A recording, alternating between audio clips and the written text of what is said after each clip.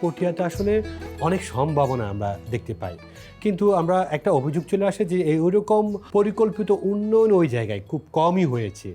আপনি কি এইটাতে কি মত দিবেন আপনি? দেখেন, এটা পটিয়া একটা ঐতিহ্যবাহী পটিয়া। এখানে মাস্টার দাস সূর্য সেন, সাহিত্য বিশারদ, অনেক গুণীজনের জন্মস্থান পটিয়া, সাবেক মহকুমা। সেই হিসেবে পটিয়ার উন্নয়ন তেমন হয় নাই।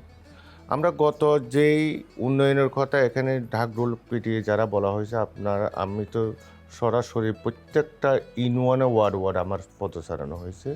উন্নয়ন ছোঁয়া তেমন একটা গ্রামে-গঞ্জে লাগে নাই। মেন কিছু সড়কে লেগেছে।